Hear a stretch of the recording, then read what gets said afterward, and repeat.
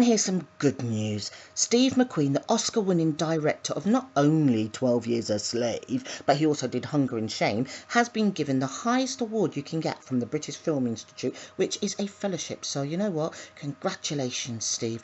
Good on you. Keep doing what you're doing. In Norfolk, West London, a 3-day standoff has finally been ended. Somebody had some bomb-making equipment in their house. Look, Christmas is coming and the crazies are coming too. So everybody, please be vigilant. If you see something, report it. Sadly, the daughter of Olympic athlete Nelson Gay has been shot, caught in gun crossfire. America, whatever, get rid of the guns. And the UK has lost Jean Alexander, who played the iconic Hilda Ogden in the UK's longest running soap opera Coronation Street. Other good news, Lewis Hamilton has won his 50th Formula One race. I mean, how amazing is that? He's an inspiration and a true role model. But with so much bad news going on as well, I thought I'd just add this little picture of a puppy because it's kind of cute, make us feel better. And this Giddy Box, a lot of new telly coming out. Yeah, there's Quarry, about a disillusioned Vietnam vet turned hitman. High Maintenance, about a weed delivery man and the people that he delivers to. Luke Cage, still don't feel comfortable about the N-word. Don't hear Superman going on about you crazy cracker redneck. Then we have the Young Pope starring Jude Law. Gonna upset all the Catholics. That one I called Candy Cove is actually called Channel Zero and it's really scary. And the wonderful return of my crazy ex-girlfriend. Hilariously funny. Tune into those.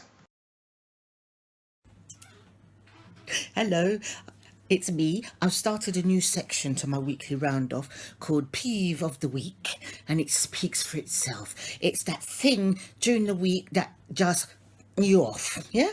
And mine is this seat. You know, I have this thing about public transport, which, you know, we'll get into. But my peeve this week is this seat ain't big enough for the two of us. You know them weird there?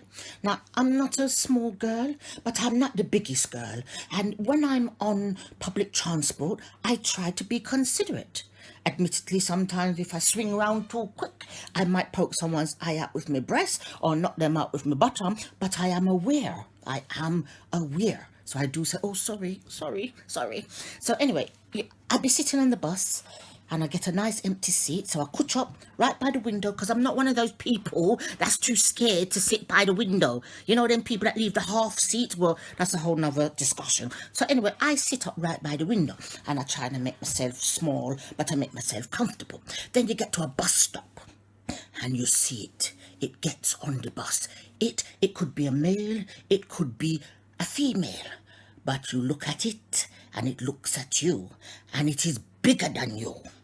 And you see them and they're coming down the aisle and you're thinking, I'll make myself be a bit smaller. And then you think, why should I make myself smaller? This person can definitely see that this seat is not big enough for the two of us. But oh no, what do?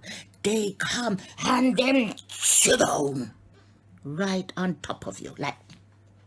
And it's like their bum is made of metal because it's like they can't feel you underneath them. So you are there by the window like this.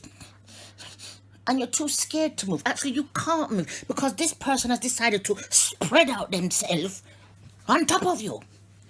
And then they're looking at you because you're trying to get your coat, get this, get that. And they're looking at you like, what's wrong with you? And you're thinking, you can't feel me. You can't feel me hooked up underneath you. But you're just not there. You can hardly breathe. And you're just thinking, this is so wrong, so wrong. So then the bus stops and then another seat becomes available. And then to top it all, the thing will get up and move to the empty seat, but then look at you like,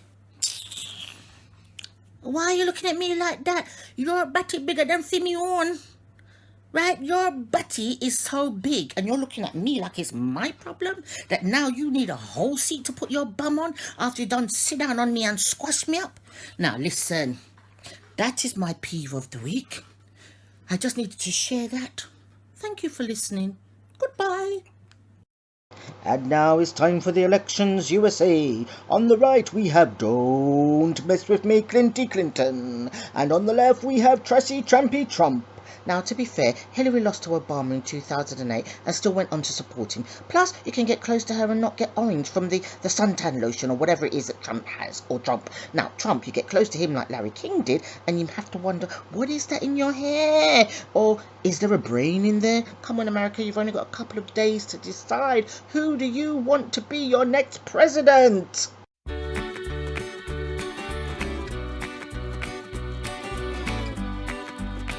And here's your pick of the week, proving that you are what you believe you are, so believe big.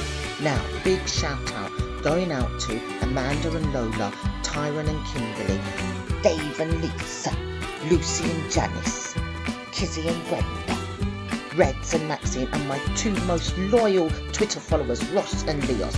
Thank you for your support, for tuning into this little broadcast from the very beginning. Spread the word, share, comment. See you next week. Thank you for watching. Hope you enjoyed it.